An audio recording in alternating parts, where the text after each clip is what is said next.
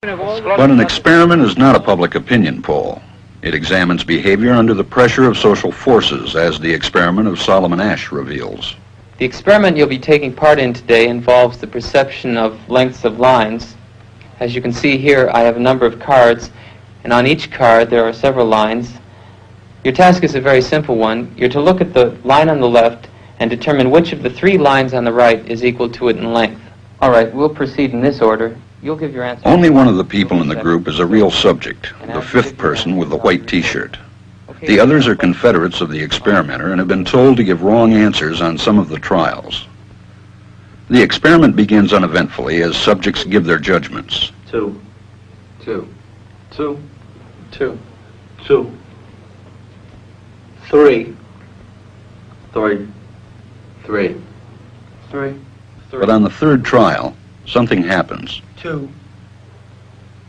2.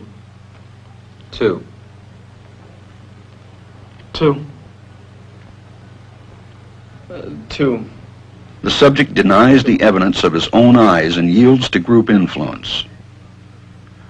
Asch found subjects went along with the group on 37% of the critical trials. But he found through interviews that they went along with the group for different reasons. 1. They must be right. There are 4 of them and 1 of me. 1. This subject's yielding is based on a distortion of his judgment. He genuinely believes that the group is correct. 1.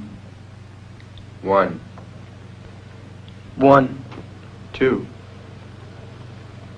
1. 2. 2. I know they're wrong, but why should I make waves? 2. In this case, the subject knows he is right, but goes along to avoid the discomfort of disagreeing with the group. Here, the distortion is at the level of his response. 2.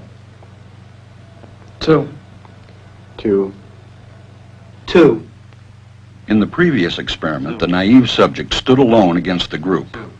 In this variation, Asch gave the naive subject a partner, here seated in the third position, who also gives the correct response. 1.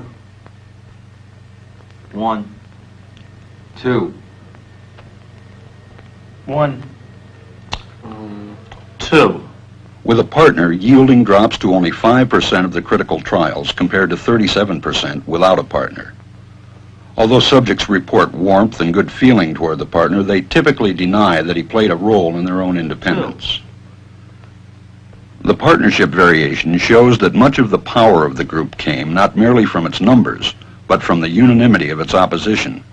When that unanimity is punctured, the group's power is greatly reduced.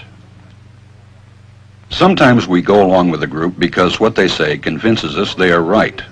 This is called informational conformity. But sometimes we conform because we are apprehensive that the group will disapprove if we are deviant. This is called normative conformity. The strength of the normative factor is shown in another variation carried out by Asch. In this variation, the subject is told that because he had arrived late, he would have to write his answers. Subjects in this private response experiment are exposed to the same amount of misleading information as other subjects, but they are immune from any possible criticism by the group. 1. And this enormously reduces the pressure to conform. Conformity drops by 2/3. Asch's experiment is a classic. It reveals how people will deny what they see and submit to group pressure. It allows us not only to observe conformity, but to study the conditions that increase or reduce its occurrence.